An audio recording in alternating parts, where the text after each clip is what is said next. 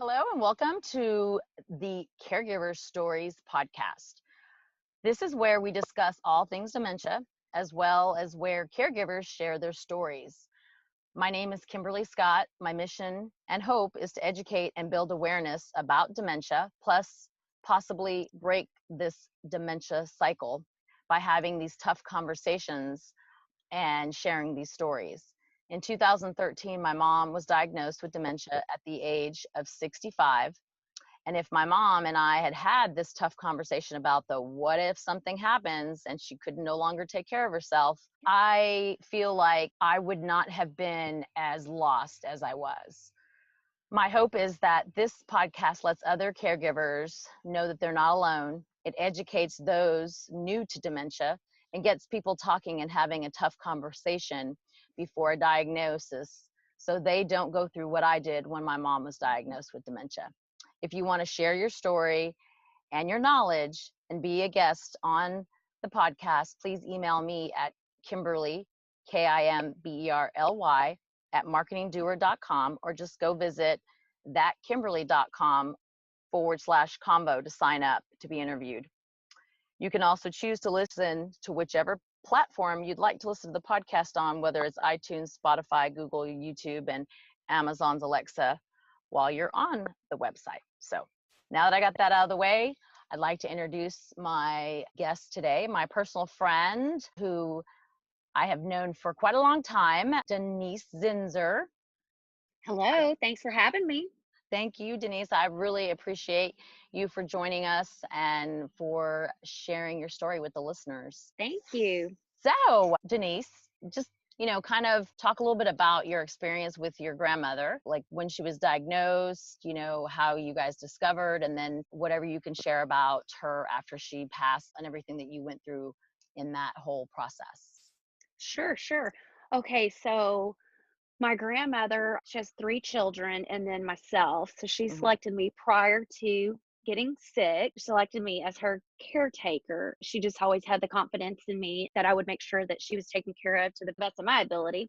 Yeah. And so she lived across the street from my uncle in a little small town in Texas and started slowly becoming a different person. She would say random things, she would act in random manners. I mean, for an example, she said my uncle was breaking into her house and he wasn't. And he was Hmm. coming in and taking, she's like, I have a $2 bill in my address book. And he took that. And just really odd things that she would never do before. Hmm. And then slowly she started having a bad relationship with her children, which was really unlike her. And my sister and I were always there for her. She adored us 100% and was constantly okay with us. Yeah. And then she did the most bizarre thing. She never liked to drive, but she got in her car and drove all the way to North Dakota, where she grew up, and moved in with her high school boyfriend. Wow. That right there should have been the biggest sign of our life that something is not right. Yeah.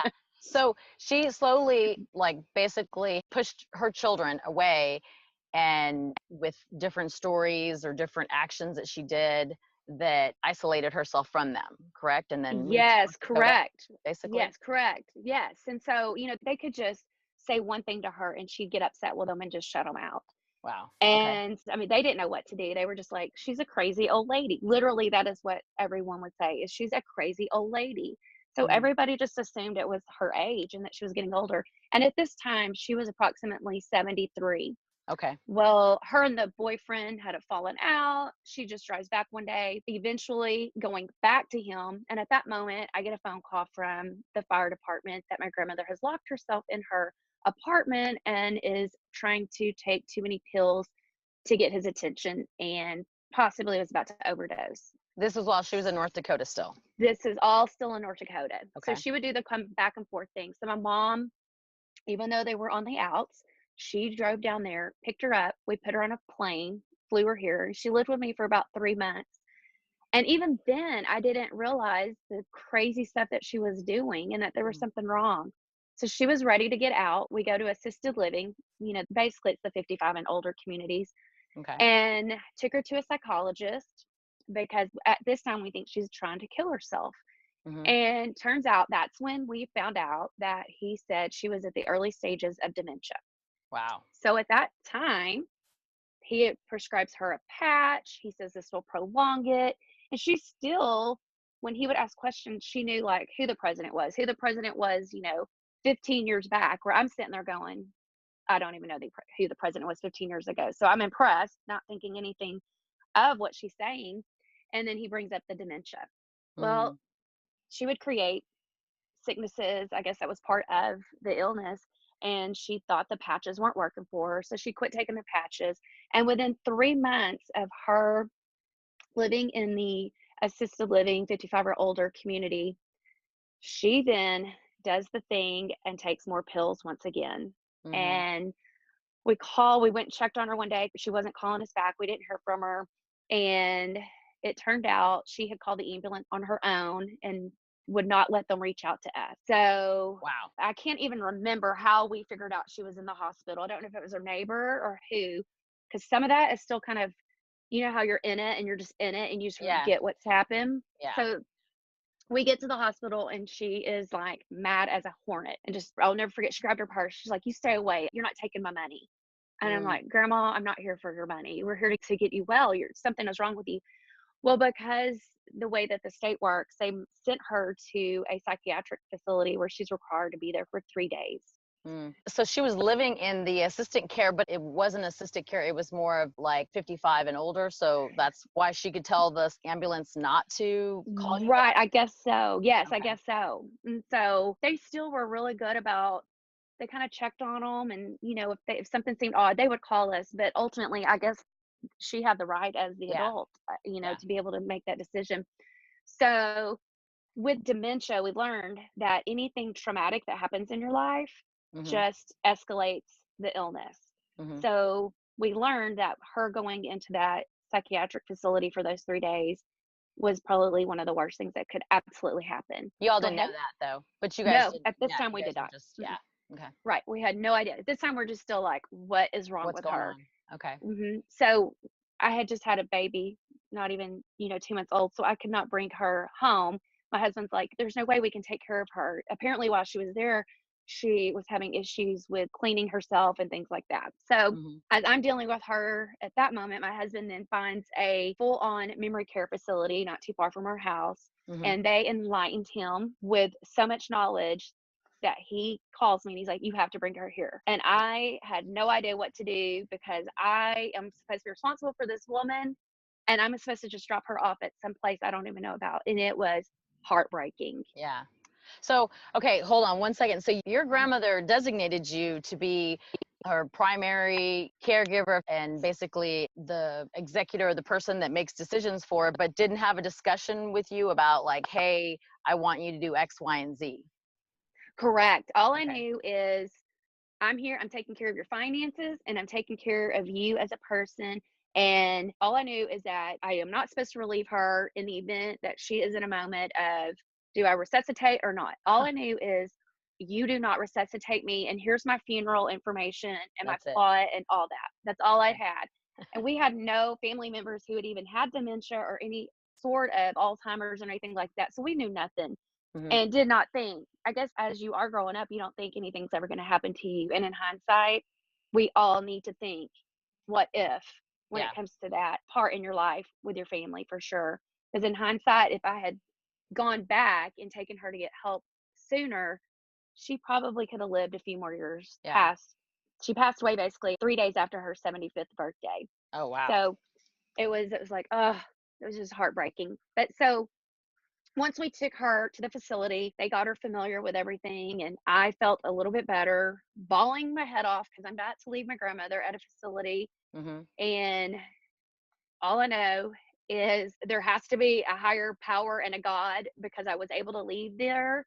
And I felt like when I got home, that I did truly leave her in good hands, even Yeah. though I was a basket case about it. I was like, okay, these people know. And they were so wonderful in the way they explained stuff, and everything they explained to me It gave you peace. ultimately it Yeah. did. And I Yeah. couldn't believe how I would go, "Oh my god, she does that. Oh my gosh, she does that." Oh, so they were And so educating you. They were giving you the insight on the whys and what was going on as it related to yes, her actions. Yes, yes, it was crazy. I mean, am still speechless to this Mhm. day at how much information I received in probably a 30-minute, 45-minute table conversation with Wow. 4 specialists in this field. So, she unfortunately got worse and worse over a very short time, and it was not even a full 3 months, and got the phone call that she had Mhm. passed away. I honestly never believed that it would have happened that quick. I Yeah. knew that it was probably something that was going to happen because she also, with dementia, got diagnosed with depression. Okay. And so I guess the two in some way kind of go hand in hand at some point. And so for her, her depression caused her dementia to act out even more. Mhm. And so, with that said, now I am here to deal with a funeral. I don't know where to start. I don't even know what you do when you have, and this may sound crazy to some, but when I got the phone call, I'm like, well, what do I do next? I had no Yeah. idea. And that's when they're like, we'll call the coroner, we'll call the funeral home, we'll get that process started. And I Wow. go back to, had I not had these women, I still would be sitting there scratching my head going, I'm a granddaughter who's Uh-huh. usually not the one who takes care of, a grandmother. It's usually her children. And Yeah. so this was the first time I learned so much about it, but got the funeral arrangement set. Luckily, she did have her Things plot take for the yeah, cemetery. So I things had taken that much done. yeah. But little did I know that just because you have, for example, a plot, I didn't know that you still pay to dig the hole. I Really? didn't know there was extra costs associated with all this. Interesting. And yes. So I don't know if normally that's how it happens or if she had bought this for so long ago. However, I'm now like, okay, so I did write a lot of checks for things that I was not aware of. And so that was one that I don't know if that's part of it or not, but I would recommend that people find out prior to, a loved one passing away, how much is covered in your plot Mhm. and for the funeral costs. Because our funeral was very small, very basic at a funeral home. We had a Mhm. small reception at the funeral home, but it still was a $10,000 funeral Yeah. Yeah. and using the basics. Yeah. So That that, was my grandfather's, and his was mhm, prepaid for, and yes, it was still on the low end, $10,000. I don't know the mhm. exact cost, but I know that it was more than 10,000, but yeah. So, Right, that's exactly how hers was. Hers covered a little bit, but not as much as the 10,000, really nothing at all. And a lot of people can't afford just here's you 10,000 because you're not doing yeah. anything without that 10,000 paid.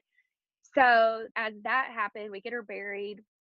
I get home and now I have to deal with paying off her credit cards. I've got Wrapping to, she wrap was it all up. getting, I know, yeah, wrap it up. For example, she was on my grandfather's retirement plan.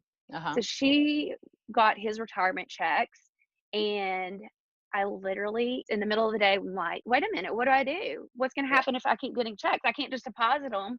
Yeah. So, like, what do I do? I'm not going to be responsible for this extra money. So I call, and I bet I spent 2 weeks just calling every single person that I know that, like, for example, I had to call her attorney just to say, hey, I just want to let you know my grandmother's passed away. I called the place where she was getting the checks and had to explain the situation. I had to send them a death certificate. So all these different places required death certificates, and I didn't know that you only got one death certificate, so you have to pay for extra. You have to So wow, that's you have to order extra. something, yeah. So you have to get extra. So everybody Yeah. shows proof because they want an original. Ah. And so there's another cost. There's another thing that who would have known. And so, like with her, for example, the retirement check, I ended up, she had just recently gotten one and they prorate that. And I ended up having to send a check back and the difference to the day that she had passed away. Mm. And her credit cards, I had to do the final Wait, payment her on. retirement check you couldn't use to pay for like for her funeral costs? Like if that was issued to her? I only was allowed to use, so if she passed away on August 23rd, the Mhm. check that she had received covered all of August. You had And to give so back. that I had to give back from the 24th to the 31st of August. Wow. So That's it's like there's no leniency or anything like that. It was, if she passed away on the 23rd, you're going to pay us back. And I mm, had to write a check back and send a death certificate. And then one thing I did not know, and my husband takes care of our taxes, obviously, and his tax guy, he just happened to make a comment about my grandmother passing away. And he said, you realize that she has to have taxes done. And he's like, Oh. wait a minute, she's passed away. And I mean, she was retired, she wasn't paying anything out. She was in an apartment. And he Mhm. goes, no, you have to do a final tax return. Taxi. Wow. So luckily he did it for us, which was pretty simple and easy. Yeah. But I don't know what would happen if you didn't do that. Yeah. So if your CPA had not mentioned about filing a final tax return for your grandmother, you wouldn't have done that, and who knows what would have occurred. What kind Correct. of So had she ended up owing money, I would have ended up being responsible for that. I don't know how many years later, but that would have ended up being something that would have come back on me. Mhm. So luckily, we didn't have to worry about that. But it literally seemed like 2 weeks that I would just sit down on the floor and just pick up everything and call and just let them know. Like I called to let all the credit card people know that, what had happened. Well, you And were then held she did. responsible for any of those credit cards? Honestly, I wasn't sure if I was or wasn't, but I was so nervous that I was on her bank account and all her accounts Mhm. because those things we did talk about prior to her getting sick is like what happens if I ever did something did happen to me. Mhm. Then I always was on her account so I could cover everything. And so at that time, I didn't know, but I was not going to take any chances. And then something else that had happened was she had an IRA.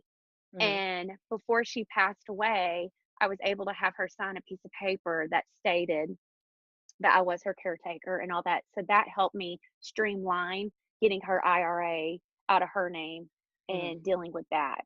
So that, from what I understand, could have been a really big debacle if If we you had not taken care of her IRA in advance. like we did. Yes.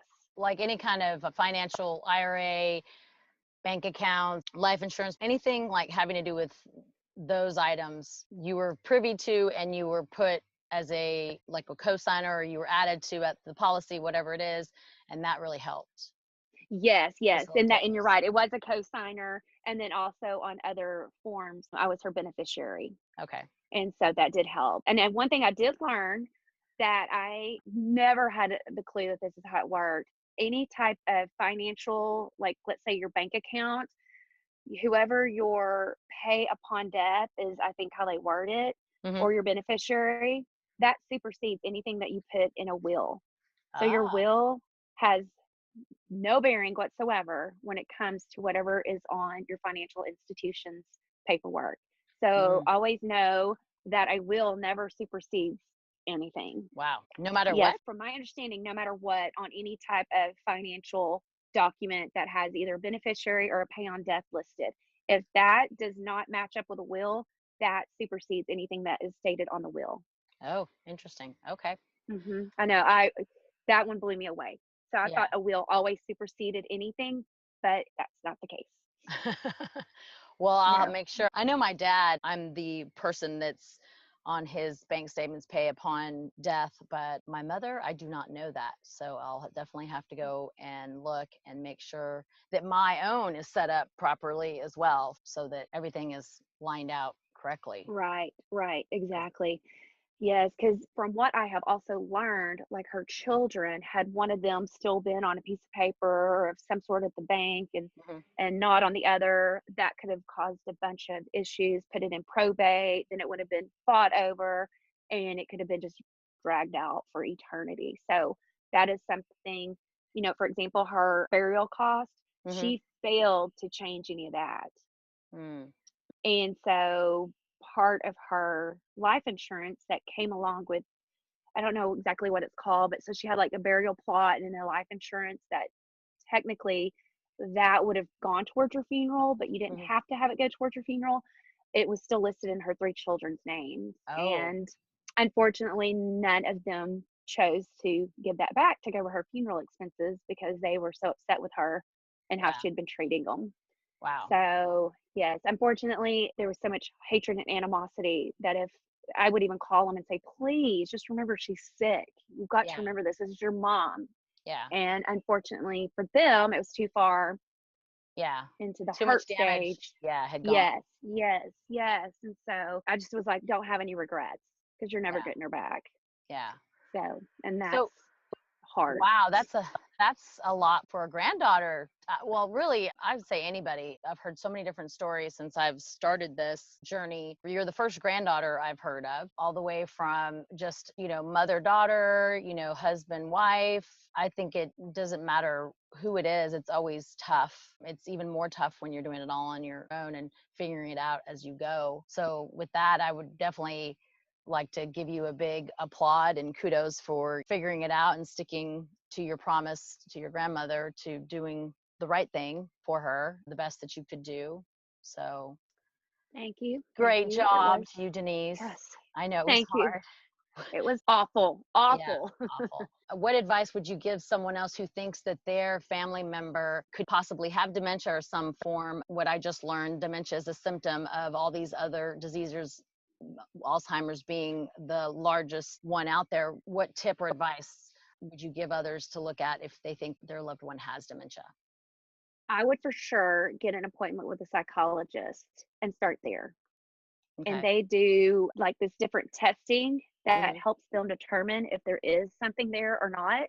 Hmm. And I would start there and get a professional opinion. If they're acting irrational, just saying, oh, it's just stress, or oh, they're just crazy, actually really Uh-huh. go get a diagnosis, get them tested. Yes. And I say that because this probably went on with my grandmother for over 5 years. And had we taken care of it before, it would not have gone on that long, probably. So, as much as they probably will kick and scream, not wanting to go, Hmm. I think it's something that's needed. Yeah. That would be where I would start. And then what about planning for someone like you as the granddaughter? Your grandmother had a few conversations with you, not, a plethora, but like, for example, you and your husband have two kids. Where will you start when you start going into this? What if you can no longer take care of yourself? Where would you tell somebody to start along those lines? I would say start getting your finances, your will, if you want to have trust, any of that financial Hmm. aspect of it covered so that you know, especially as me being an older parent to younger kids, and if something happened to me, they're not going to be able to take care of themselves financially, or they'll probably be moving in with somebody to live, be taken care of by, a family member. So that know that our money is taken care of for them, and that that person taking care of them isn't going to always have that financial responsibility. So I'd start financially, making sure all of your finances are in order. Hmm. And from there, if you're capable of affording the insurance for assisted living, I would definitely get that Lined started out. so that no matter what, you're taken care of, because those facilities are so expensive. I know we Hmm. started each month, it started at 5,000 a month, and Hmm. then each time she needed something different, or she, couldn't bathe herself, that added, it was like everything was a la carte. Oh, wow. And so that came out of, her finances, and then was Hmm. going to lead into mine. And Hmm. when we saw the facilities that the state, or when we heard more so than saw what you go to when you go and live in the state Hmm. facilities, it did not sound like anything that would have been conducive Yeah. for That you, someone to live in. yeah. That's why a Mhm. lot of people take in their family members, and there are a lot of caregivers that go unpaid because their loved ones, one, they can't afford a private care, and or they don't want to send their loved ones to a state because of Right, the conditions, or they may not have good facilities in their area. So right, right. Agree. And it would, it's so it oh, would be hard to have them live with you. I could see where a lot of people do have to give up a job and their lifestyle to yeah, be able to take care of that loved one. yeah. And then you have that, do you take care of them the right way? Are you doing the right thing? There's just so many what ifs and how to Hmm. do it. And so I would definitely, if you can't afford it, give something up to where you can afford Yeah. to be able to have that insurance, because it is your life. Yeah, well, and have a Mhm. conversation with the person, like I don't think there's a perfect plan for anyone, but if your grandmother hadn't told you X, Y, and Z, you wouldn't have known. My mom and I didn't have this conversation. I figured it out as I went when she was diagnosed, and it was kind of like a treasure hunt. You never know what you're going Oh, I to bet. find. Exactly.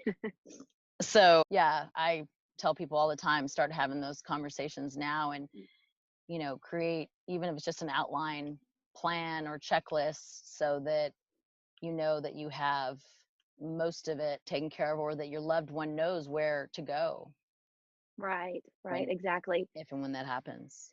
Right. I know my husband and I have had to go to our family members, and we, like our will is more geared towards this is the person who's going to take our kids. This is the Yeah, person who, because they're we had young. to look at things in such a different light because Hmm. they are so young. And so then, then we have to go and talk to those people and say, this is what we would want. This is what can you handle this? If you can't, then we're going to have somebody else. And so Yeah, that just brought up a whole nother, hurtful thing with people. And they're like, but what about me? And we're yeah, like, we're leaving our children with somebody that has to take care of them the way we would. So there's so many conversations to be had with family, yeah. and feelings aside, everybody has to understand that it's what your Wishes are. person Yeah. wishes. Yes, it's nothing personal or anything. So, which is hard to do, very hard to do. Absolutely. So what about this? What if you or your husband, have you had the conversation about what if you live and you can't physically take care of yourself, or vice versa? Do you guys have that plan? You know what you would want, what would happen then with your children and yourselves, because you'd still be alive. Believe it or not, we have not had that conversation. And I think that too is one of those things where you think, well, what's the likeliness of something happen like that? You Hmm. don't think that through, which is a very good question to ask. Yeah, And no, we have not had that conversation. that one. Mm-mm. Because you're still Yeah, alive. You can't take care of your kids anymore, and you can't take care of yourselves. So now what? right. No, that's a very good question. Yeah. Let me take notes. Yeah. I'm like, I gotta take notes now. Definitely recognize that a plan has to be in place. It doesn't matter whether they die or they live. And this is more around living, because, it's just been the past, I'd say 6, 7 months, that I realized that dementia is a symptom of all these other diseases. So you could have a heart attack, you could have a stroke, you could be an alcoholic. Lewy body's dementia, Alzheimer's is the most recognized. But what if one day, your husband, heaven forbid, something happens that fashion? I'm not going to put that out there. And now, as a husband and wife, you guys take care of each other, but now it's just you. And now you have your husband and your 2 children. Now what? Or if it's reverse, him, he's the one that has Right, to take care of you and your 2 children. Now what? right, right. Yeah, luckily we've only talked through, like, if something happened to me and it was just him and vice versa. Yeah. So we are covered with that. That's to When the you got, degree. We also are each other's, caretaker, and yeah, I am only his caretaker. yeah, And we have all that. So we only have to the extent of what happens to our children if something happens to both of us, yeah, and then what we are going to do, like if something happens to him. And yeah, so luckily, we have life insurance and all that stuff. yeah, And so we just always sit there and pray and say, hopefully it won't happen, but we never yes, know. yeah. Each day is a gift. I truly believe that. Absolutely. Absolutely. And it is. And I really appreciate you sharing your story, because when you shared your story with me, that was a gift in knowledge for me when I was going through it with my mom. Just certain things to think about, certain things to consider, and, to do more research on, or to go back and be like, oh, well, that's why this is occurring. And it also helped me to know that, I wasn't the only person out there going through such a thing. And I really appreciate you so much for, sharing the story with me offline and now on this podcast, because I know that someone will hear it and learn and get educated from it. So I, Well, thank you for asking me and having me. I really Because appreciate it. like you said, you think you're always alone, but in reality, so many people have had to deal with this. Hmm. And if you could get the information and the knowledge, then it helps you move forward. So I often wonder, I'm like, why can't there be a booklet or a checklist that you Yeah. get at a certain time in your life where, I need to do this, I need to do that, I need to ask Yeah. this question. It's like almost like a little guy, a life manual as Yeah. we get older. Hmm. Well, there are a lot of things on the internet, so much that it's overwhelming. So you don't really know where to start. I feel like you having conversations with your husband and you all are on a good path because you've already started thinking along the lines of contacting, asking family members about, the what if you two are not around and where your kids go. But now this will hopefully start the conversation, the what if one of you becomes the caregiver for all three of you, and what do you Right, do right. then? And then eventually when your kids become 18 and having that conversation with them when they get old enough where you can share with them a little insight on, what happened with you and your grandmother, and prepare them, not scare them, but just prepare them with, hey, these are the things you should think about if this ever happens, because we need to start doing that. Millions of people that are caregivers go unpaid because there was not a plan in place. And the number for people with dementia or Alzheimer's, depending on whether it's in the US or all over the world, it's still 5 to 6 million plus, just in the US. So I just want people to start having conversations around it because Yeah, it's not right. going I away. know with my situation, a good friend of mine, she was a single mom, remarried. She only has her one daughter. Hmm. And she said, I never in my life thought about what you've gone through. And it shows, and then my daughter is going to have to do it all by herself. She has Hmm. no one else. And so, just her hearing what I dealt with, she too was like, I really got to think about that. And Hmm. she now has stuff in place. Yeah. And so it's unfortunately, it takes someone's situation for you to learn from. But if you're learning from it, then that's a huge step. Absolutely. Absolutely. 100%. So I Again, think what Denise, you're doing is awesome. thank I think it's you. so, so awesome to get the word out. I appreciate it. And I appreciate you sharing. And again, subscribe to the podcast, search Kimberly D. Scott. You can listen on YouTube, iTunes, Spotify, and now Amazon Alexa. I am excited that this is now my third interview and that there are more to come. So stay tuned. You can keep up with me on Facebook, Insta, Twitter, and LinkedIn. Until next week, remember, sharing is caring. So have that conversation with your family member about dementia and what your plan will be. Thanks, Denise. Thank you, Kimberly. Appreciate it.